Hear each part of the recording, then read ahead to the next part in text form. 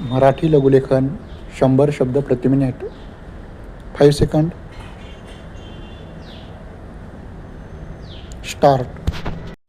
खरे तर यावेळी संसदेच्या हिवाळी अधिवेशनामध्ये दोन्ही सभागृहांत दिल्लीतील प्रदूषणावर चर्चा करण्याची संधी चालून आली होती.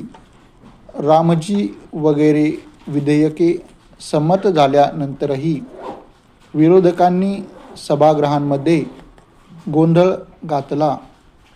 हा गोंधळ बघून लोकसभाध्यक्षांनी सभागृहाचे कामकाज दिवसभरासाठी तहकूब करून टाकले.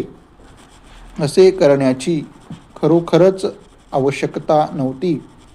विरोधकांनी गदारोळ केला हे जरी खरे असले तरी अर्धा एक तास, अगदी 2 तास सभागृह तहकूब करून वायू प्रदूषणावर चर्चा करता आली असती. केंद्रीय कृषी मंत्री शिवराज सिंह चौहान यांनी पहिल्या सत्रातच चर्चेला उत्तर दिले होते. गुरुवारच्या दुपारच्या सत्रातील संपूर्ण वेळ मोकळा होता, पण लोकसभाध्यक्षांनी विरोधकांच्या गोंधळावर खापर फोडून ही चर्चा टाळली. कामकाज सल्लागार समितीच्या बैठकीमध्ये प्रदूषणावर चर्चा करण्याचा निर्णय झाला होता. विरोधी सदस्यांनी या विषयावर बोलण्यासाठी तयारी केली होती आणि तरीही या मुद्द्यांवर चर्चा होऊ शकली नाही. शुक्रवारचा दिवससुद्धा हातात होता. दुपारच्या सत्रामध्ये खाजगी विधेयकांवर चर्चा होते.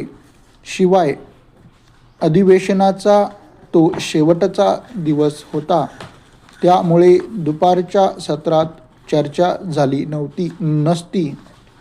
पण पहिल्या सत्रात ही चर्चा सुरू केली असती तर खासदार बोलले असते.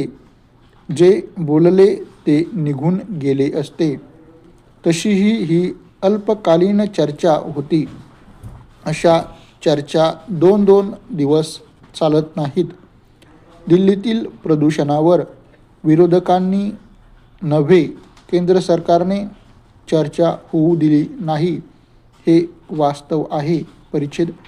गेल्या 2 दिवसात यंदाच्या मोसमातील पहिली शीतलहर दिल्लीत आली आहे. शीतलहरीत प्रदूषणाच्या समस्येची तीव्रता अधिक जाणवू लागते. दिल्ली, नोएडा, ग्रेटर नोएडा, गुरुग्राम, गाझियाबाद अशा NCRच्या पट्ट्यातील उंच इमारतींमधील रहिवाशांना धुरक्यामुळे अदृश्य झालेल्या परिसराचे व्हिडिओ समाजमाध्यमांवर अपलोड करण्यास सुरुवात केली आहे. व्हिडिओतील दृश्ये भयावह आहेत. धुक्यात वाट हरवणे रोमांचकारी असू शकते. धुरक्यात वाट हरवणे हे मात्र मृत्यूच्या दारात उभे करणारे असते. त्याचा अनुभव यंदाच्या मोसमात 2 आठवडे दिल्लीकर घेत आहेत.